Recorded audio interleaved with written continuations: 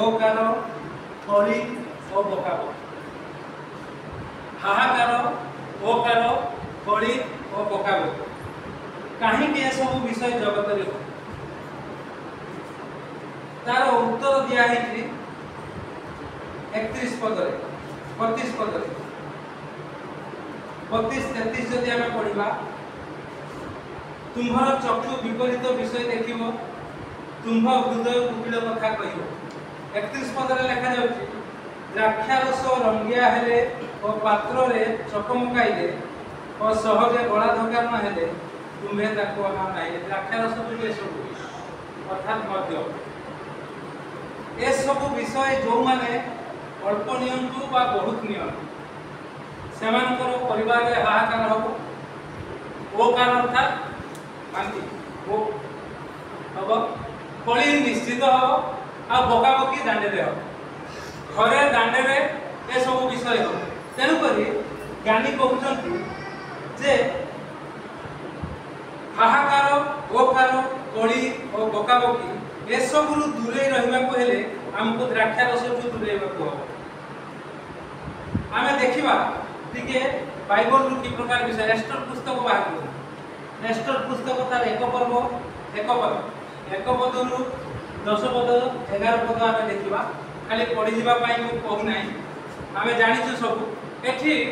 से द्राक्षारस द्वारा कोन हला एस्टर तार एक पर्व 10 पद जने के पढनु कोन लिखा होती हां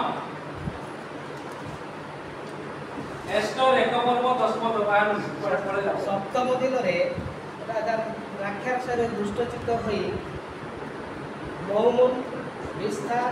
आर्गणा मिथ्या व अवगत सेथर व अर्कस अक्षस्यरस राजार सामुस्थ एही सात सेवाकारी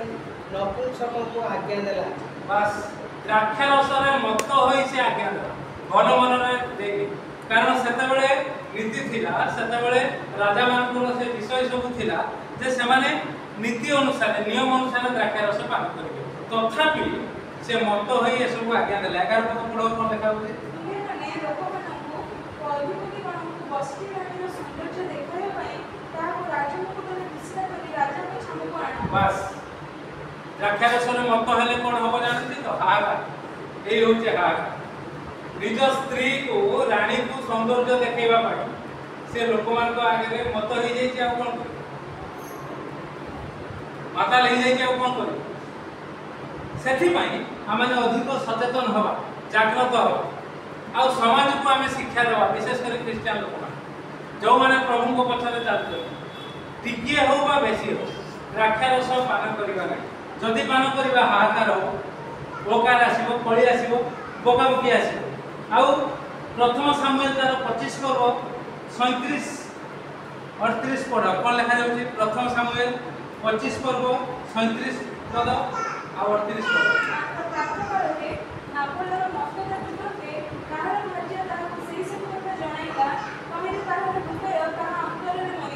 लाभ कौन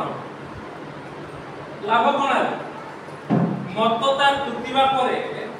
से जते प्रकृत विषय जानूची केते भूल करदेला से प्रभुंकर लोकंक विरुद्ध रे दाऊदंक विरुद्ध रे मत ता टुटंते तार कोन हृदय रे मरि गेला अंतर रे हृदय मरि गेला अर्थात तार हृदय भांगी गेला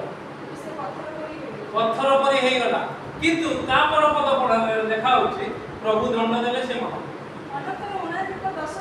10 दिन उतारे प्रभु ताकू आघात कले कारण द्राक्षारस मध्य जे पान करिवो जहा करूछ करो प्रभु को लोक विरुद्ध रे कोना प्रभु को लोक विरुद्ध रे जदी कहिबो आ पदक्षेप न होई प्रकार दशा सीधा सड़क बाइबल ले दी सही कथा को हमें बाहर घोषणा कर आ अनेक मद पी की सब एपट सेपट विषय करंती ना कथा एडी बसिचंती मां को मद पी की प्रकार भाव रे से ताकर बापा की प्रकार पदक्षेप नेला आपन को तो 10 दिन ताको 3-4 वर्ष छाड़ा तथापि परिवर्तन है खत्म बहुत सावधान है हाहाकार भोकार होली और बोकाबो आ जेते चेष्टा कले द्राक्षारस भी धीरे शोई पारे बहुत अल्प लोक अच्छा अल्प नि धीरे शुंती तथापि भी अगुआ से आम प्रभु वाक्य देखिलु कि प्रकार भाव जड़े राजा आ जड़े साधारण धनी लोक लाभ कि प्रकार भाव दुर्गति घटे दुर्गति घटे जदिबा एस्टर द्वारा जिहुदी वंश को रक्षा करने प्रभुंर मानस थिला इच्छा थिला से ए प्रकार विषय है किंतु कथा होची एस्टर रानी परी सौंदर्य पूर्ण रानी को से चिरदिन रानी को विच्युति करदे आ एस्टर ए प्रकार एस्टर नुहे कौन बस्ती रानी चिरदिन से रानी पदरू चलीगला यही जो पदक्षेप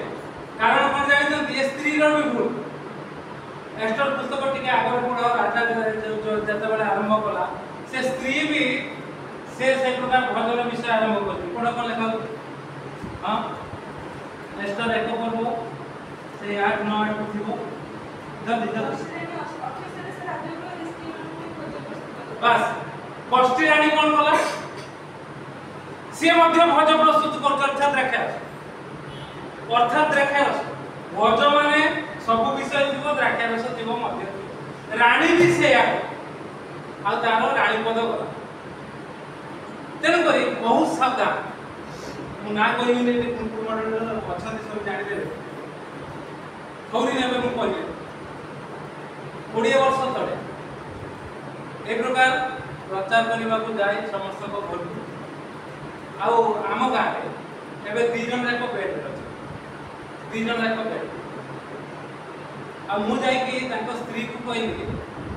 तुम स्वामी ए प्रकार विषय हो जेहेतु तुम्हें सेपटू बजार आसुल मद नहीं ढालिकी दौल ख्रीस्टान लोक आगे हिंदू लोक कथा कह मो स्त्री को लेकिन जाइए प्रार्थना कर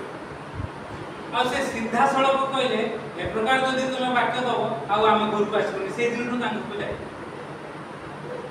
से दिन घर को जाए आ 2 जन जाक ए अवस्था खराब बेड रे अछंती आ पाइखाना जाई पाब ना झाड़ा फेरी पकड़ ए प्रकार अवस्था बहुत सावधान प्रभुंकर वाक्य एते सहज बोधगम्य ताको बुझी जदि आमे पदक्षेप नवा आ ख्रीस्टियन मानकर बेसी विपत्ति हुए हिंदू मानकर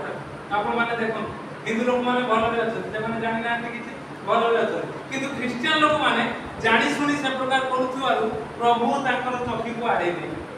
ना ये आउ हेबे ताको भाई प्रार्थना कले भी सुना दिबे तेन प्रभु आपन मते अनुग्रह करतो आसो आशीर्वाद करतो आमे